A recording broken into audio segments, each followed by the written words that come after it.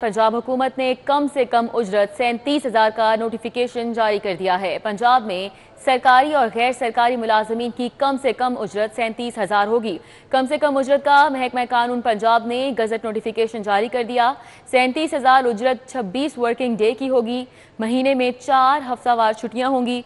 Notification के मुताबिक 1,423 रुपए फी यौम उजरत होगी। गजट नोटिफिकेशन के मुताबिक फी यौम औकात-ए-कार 8 घंटे होंगे। तो आपको आगाह कर रहे हैं, पंजाब हुकूमत की जानिब से कम उजरत 37,000 का नोटिफिकेशन जारी कर दिया गया है। पंजाब में सरकारी और गैर सरकारी मुलाजमीन की कम से कम उजरत 37,000 होगी। कम से कम उजरत का महकमा कानून पंजाब ने गजट नोटिफिकेशन जारी कर दिया है। 37,000 उजरत 26 वर्किंग डे की होगी। महीने में 4 हफ्तावार छुट्टियां होंगी, जबकि आपको बताएं कि नोटिफिकेशन के मुताबिक 1,423 रुपए फी यौम उजरत होगी। एडिटर ब्यूरोक्रेसी कैसे खोकर हमारे साथ हैं, उनसे बात कर लेते हैं। जी कैसे खोकर? जी बिल्कुल, महकमा कानून ने पंजाब में कम से कम उजरत जो है वो 37,000 करने का नोटिफिकेशन जारी किया है। और जो एक महीना है उसमें 26 दिन वर्किंग डे हो गए, 4 हफ्ते में छुट्टियां होंगी, 8 घंटे टाइम होगा और रोजाना 1,423 रुपए डेली वेजेस दी जाएगी। ये नोटिफिकेशन महकमा कानून ने गजट नोटिफिकेशन जारी किया है और वज़ीर आला पंजाब ने इसकी मंजूरी दे दिया है। और जो कानूनी तकाज़े थे वो तमाम के तमाम कानूनी तकाज़े पूरे कर दिए गए हैं। इस नोटिफिकेशन का इतलाक सरकारी इदारों, प्राइवेट इदारों, मजदूरों पर और प्राइवेट जो कंपनियां उस पर भी होगा। और जो कम से कम उजरत है किसी भी मुलाजम या किसी भी मजदूर की वो 37,000 रुपये होगी। ठीक है, बहुत शुक्रिया। हमारे साथ कैसर खोकर थे, अपडेट कर रहे थे। शहर के लिए यूटिलिटी स्टोर पर ताहाल चीनी की सप्लाई नहीं आ सकी है। गरीबों के लिए सब्सिडी के दरवाजे ताहाल बंद हैं और आम तबके के लिए राशन लेना इंतहाई मुश्किल हो चुका है। तो आपको बताएं, शहर के लिए यूटिलिटी स्टोर पर ताहाल चीनी की सप्लाई नहीं आ सकी है और गरीबों के लिए सब्सिडी के दरवाजे ताहाल बंद नजर आते हैं। शहजाद खान अब्दाली हमारे साथ हैं, मजीद उनसे बात कर लेते हैं इस हवाले से। जी शहजाद। बिल्कुल, यूटिलिटी स्टोरों के मुलाजमीन के एहतजाज के बाद शहर लाहौर समेत मुल्क भर के यूटिलिटी स्टोर तो खोल दिए गए हैं, लेकिन इन यूटिलिटी स्टोरों पर गुज़श्ता तकरीबन 3 महीनों से चीनी का स्टॉक दस्तयाब ही नहीं है और आइंदा भी कहीं चीनी आने की कोई इम्कान जो है वो नज़र नहीं आते। इसके अलावा जो गरीबों के लिए सब्सिडी दी जाती थी बेनज़ीर इनकम प्रोग्राम के तहत कम आमदनी वाले तबके को राशन सस्ते दामों मुहैया किया जाता था, उस सब्सिडी का सिलसिला भी ताहाल बहाल नहीं हो सका। और इस वक्त आप देखें, हम यूटिलिटी स्टोर पर मौजूद हैं और यहाँ पे एक कस्टमर भी मौजूद नहीं है। यही सूरत हाल शहर के दीगर यूटिलिटी स्टोरों की भी है कि यूटिलिटी स्टोर तो खुले हैं लेकिन इशाए ज़रूरिया पर सब्सिडी चूँकि मौजूद नहीं है, इसलिए लोग अब भी यूटिलिटी स्टोरों का रुख करने से कतराते हैं। और बिलखुसूस कम आमदनी वाला तबका जो बेनज़ीर इनकम सपोर्ट प्रोग्राम पर पलता था, यहाँ से राशन लेता था और अपने बच्चों का पेट पालता था, उस गरीब तबके के लिए भी अब राशन खरीदना आसान नहीं है, क्योंकि अशियाए ज़रूरिया की जो कीमतें हैं वो आसमान से बातें कर रही हैं। इस हवाले से कम आमदनी वाला तबका ये कहता है कि जब हुकूमत ने इसी बात को मद्देनज़र रखते हुए ये यूटिलिटी स्टोर बनाए हैं कि जिन अफराद की आमदनी कम है उनको रिलीफ दिया जा सके, वो अपने बच्चे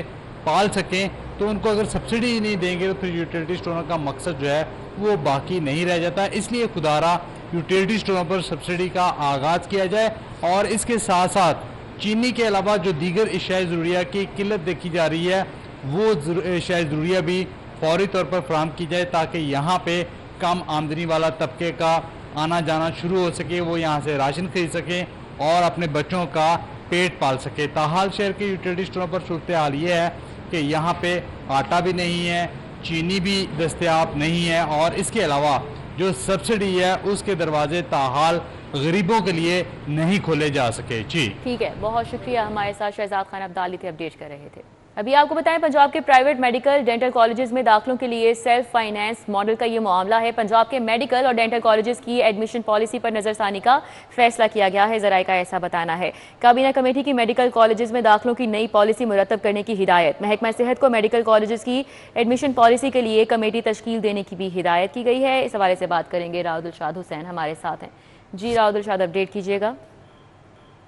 पंजाब के प्राइवेट और جو سرکاری میڈیکل اینڈ ڈینٹل کالجز ہیں وہاں پر سیلف فائنانس کی بنیاد پر جو داخلوں کے حوالے سے ایشوز ہے، اس حوالے سے پنجاب کابینہ کی قائمہ کمیٹی برائے قانون سازی و پرائیویٹائزیشن میں ایشو آیا، جس پر کابینہ کی جانب سے متفقہ طور پر جو ایڈمیشن پالیسی ہے خاص طور پر سیلف فائنانس کے معاملے پر اس پر نظر ثانی کا فیصلہ کیا گیا۔ اور اس کمیٹی کے حوالے سے آپ کو یہ بتائیں کہ محکمہ صحت کی جانب سے یہ مختلف تجاویز جو ہیں وہ سیلف فائنانس کے حوالے سے پیش کی گئی تھی، جس پر کمیٹی نے بغور جائزہ لیا اور فوری طور پر نئی تجاویز تیار کرنے کی ہدایت کی، اور خاص طور پر کمیٹی کی جانب سے یہ ہدایت جاری کی گئی ہیں کہ داخلوں کے لیے صرف قابلیت اور میرٹ کو ہی ترجیح دینی چاہیے۔ اس پر کمیٹی نے ہدایت کیا ہے کہ ہر صورت میں ریویو کیا جائے اور نئی آئندہ جو کابینہ کا اجلاس ہو اس سے پہلے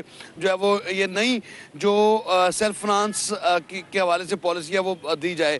اور اس میں محکمہ صحت کو ایک کمیٹی بھی تشکیل دینے کی ہدایت کی گئی ہے کہ کمیٹی تشکیل دے کر تمام سٹیک ہولڈرز کو اس کمیٹی میں شامل بھی کرنا ہوگا تاکہ میرٹ پر پنجاب کے private medical and dental colleges میں ایڈمیشنز کو یہ جا سکے۔ ٹھیک ہے، بہت شکریہ۔ راؤد ارشاد حسین ہمارے ساتھ تھے، اپڈیٹ کر رہے تھے۔ لائسنس بنوانے والوں کو بڑی سہولت دے دی گئی ہے۔ سائن ٹیسٹ میں پاسنگ مارکس 60 سے کم کر کے 50 کر دیے گئے ہیں۔ موٹر سائیکل کے لیے لرنر کی بجائے ریگولر لائسنس جاری کرنے کا بھی حکم دیا گیا ہے۔ گاڑیوں کے لیے 1 دن کا لرنر لائسنس بنوانے کا عمل جاری رہے گا۔ 1 ستمبر سے صوبے بھر میں لائسنس بنوانے کا عمل تیز کرنے کی ہدایات جاری۔ مزید ڈیٹیلز جانیں گے، ہمارے ساتھ علی ساہی ہیں۔ جی علی ساہی، کیا اپڈیٹس ہیں اس حوالے سے؟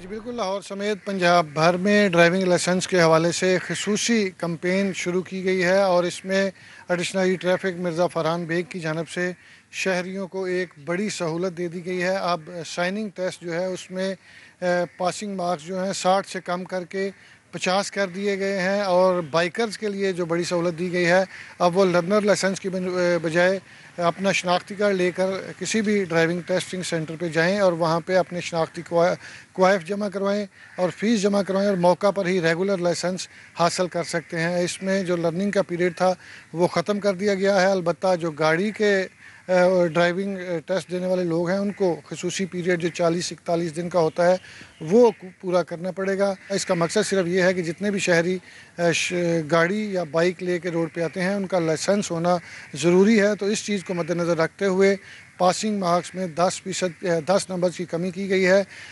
10 نمبر کی کمی سے جو ڈرائیونگ لائسنس کا تناسب ہے اس میں مزید 20% اضافے کی توقع ہے۔ تو آج سے پنجاب بھر میں جو سائننگ ٹیسٹ ہے وہ 50 نمبر جو بھی حاصل کرے گا اس کو پاس تصور کیا جائے گا، اور بائکرز جو ہے وہ ریگولر لائسنس حاصل ٹھیک ہے، بہت شکریہ علی ساہی۔